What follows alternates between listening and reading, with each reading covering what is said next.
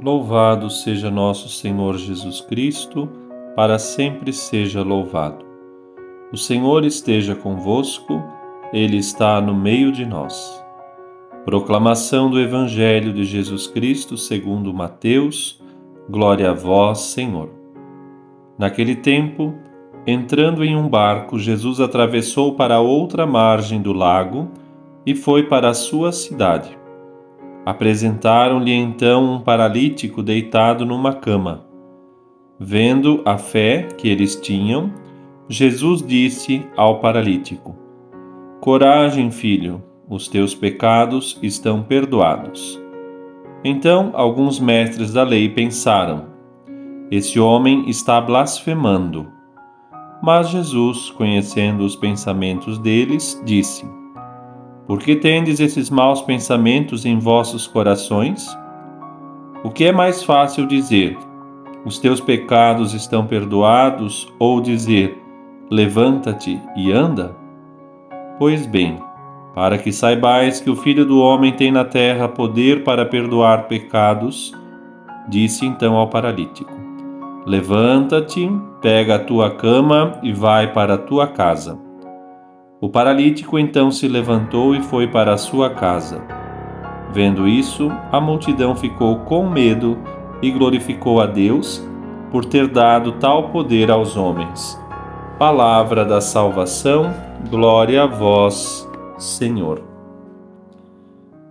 Meu irmão, minha irmã, com este Evangelho, neste dia 6 de julho, 13ª semana do Tempo Comum, quinta-feira, nós começamos um novo capítulo, Evangelho de Mateus, capítulo 9, nos versículos do 1º ao 8º, e aqui então podemos traçar um paralelo com aquilo que se lê em Marcos 2. O Senhor vai a Cafarnaum e ali então encontra um doente. E este que está paralítico é apresentado diante de Jesus, movido pela fé de seus poderes sobrenaturais. E nosso Senhor, como em outros milagres, interessa-se mais pelo remédio daquilo que realmente que causa o mal, portanto o pecado, e assim na sua grandeza divina, dá mais do que lhe é pedido.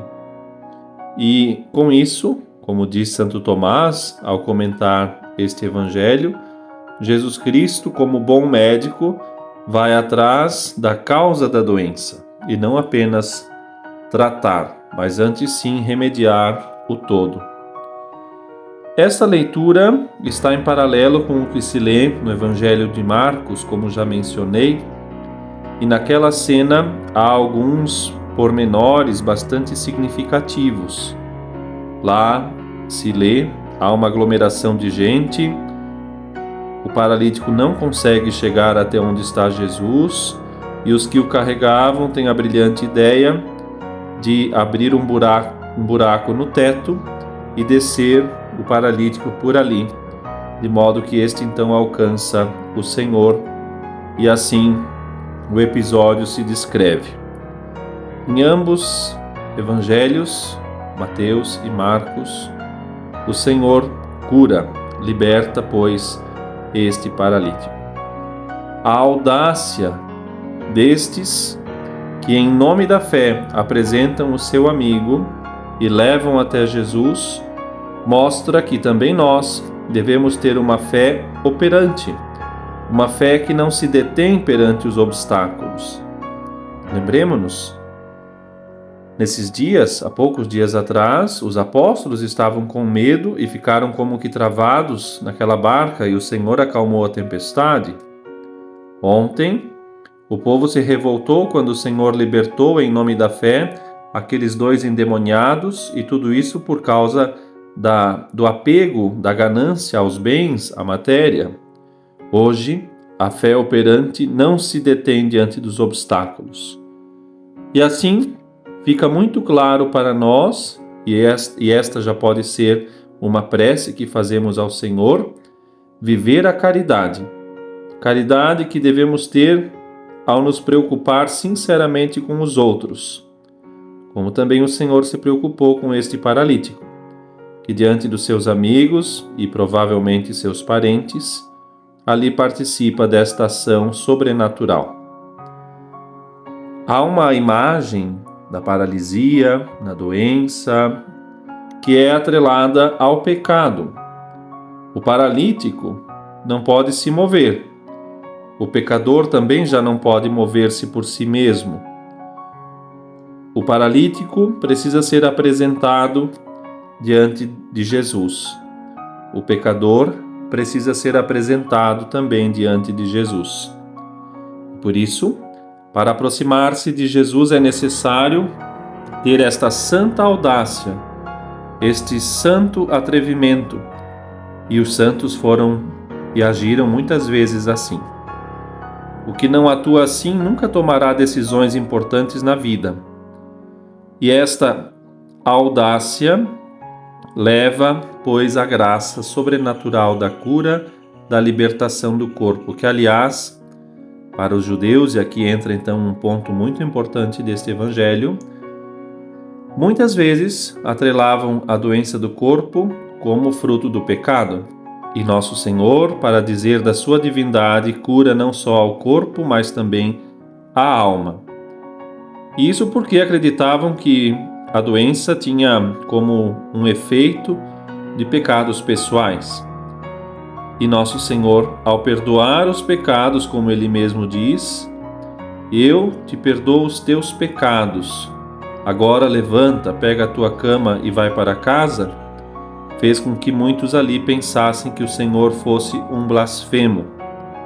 E assim, nosso Senhor delega, manifesta, torna visível a sua divindade. Ele se apresenta como aquele que tem poder não só sobre a doença e a enfermidade, mas também sobre o pecado. E esta missão o Senhor transmitiu para os seus apóstolos e os sucessores destes no ministério sacerdotal. Quando, depois da sua ressurreição, vai dizer: recebam o Espírito Santo e façam isso. A quem perdoardes os pecados, eles serão perdoados. E a quem os retiver, eles serão retidos. E assim, então, ainda hoje, a Igreja exerce este ministério da misericórdia por meio do sacramento da penitência, não em virtude própria, mas em nome de Cristo, como instrumentos na mão do Senhor. Aproveitemos hoje para agradecer e venerar com carinho e piedade todas as vezes que necessitamos nos aproximar da confissão, que possamos enxergar no sacerdote que nos perdoa o próprio Cristo e receber das palavras da absolvição com fé o que o próprio Cristo disse para este paralítico: eu perdoo os teus pecados. E assim então, com esta certeza, peçamos ao Senhor que diante das nossas paralisias possa nos também visitar com sua graça, com sua força e caminharmos livres daquilo que nos paralisia, especialmente o pecado.